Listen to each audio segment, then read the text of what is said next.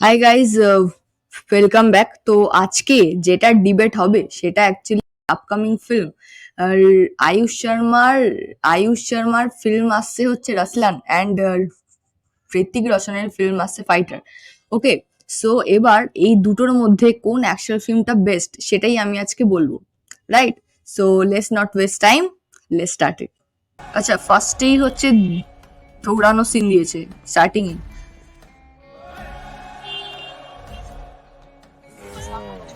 मैं रुसलान को बचपन से जानती हूँ। इम्पेशेंट है, इम्पल्सिव है, प्रोटोकॉल्स फॉलो नहीं करता। ओके, तो action film. Okay, wow, looks good.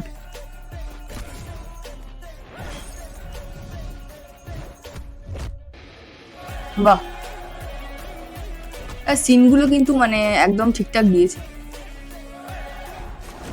ওকে, जो कुरान मैंने पढ़ी है এটা কি লাস্ট সিন? अल्लाह के बाद देश आता है और मेरा देश ওকে, हिंदुस्तान है। ঠিকঠাকই আছে রাসলান।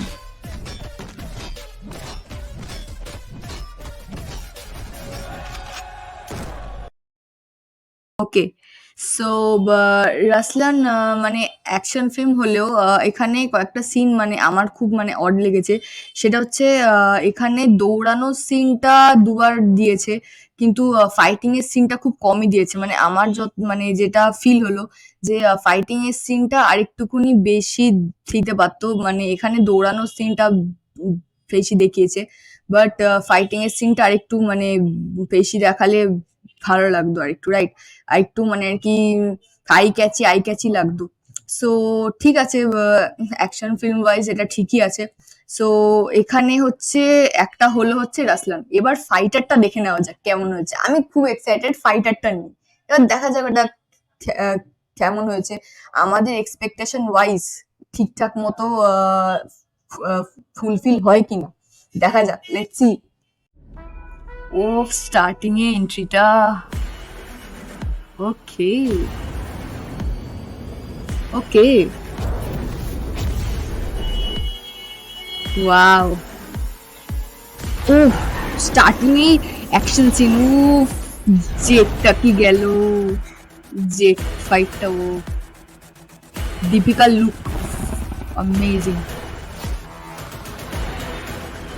অনিল কাপুর নিউ লুকে, বাহ, ভালো ভালো।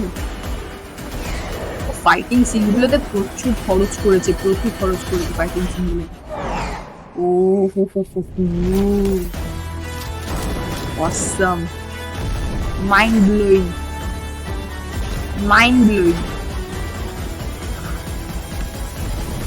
Lord, amazing, just wow.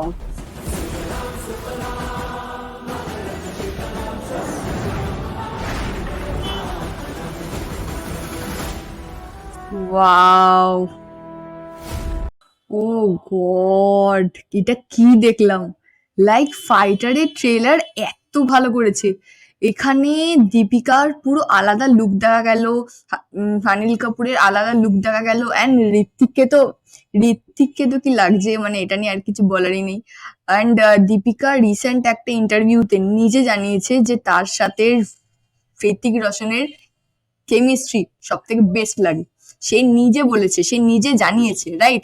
So obviously আর অনিল কাপুরকে একটা নতুন লুকে দেখা যাবে, দীপিকাকে একটা নতুন লুকে দেখা যাবে। আর দীপিকার সাথে ঋত্বিক রোশনের কেমিস্ট্রি তো অবভিয়াসলি ভালো হবেই হবে।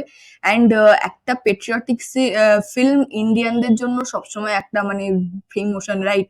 সবসময় মানে ইন্ডিয়ানরা স্পেশালি পেট্রিয়টিক ফিল্মের খুব ক্লোজ হয়, রাইট? সো একটা পেট্রিয়টিক ফিল্মের এন্ড সিন মানে একটা পারফেক্ট এন্ড সিন কাকে বলে এটা দেখে শেখা উচিত সবার।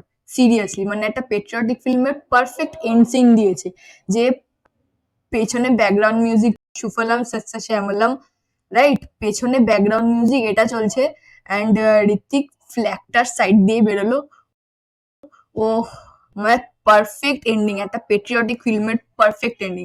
সো আজকের আমার মতে আজকে স্ট্রেট কাট বোল্ড উইনার হচ্ছে ফাইটার। ইয়েস, রাসলান ভার্সেস ফাইটারের মধ্যে স্ট্রেট কাট বোল্ড উইনার আজকে ফাইটার অবভিয়াসলি। মানে ওদের ফাইটিং সিনের এক একটা মানে মানে প্রোডাকশন কস্ট প্রচুর, মানে ওদের এক একটা মানে প্রোডাকশন দেখে না মানে সেটা ফিল হচ্ছে যে ওরা এক একটা অ্যাকশন সিনে প্রচুর খরচ করেছে।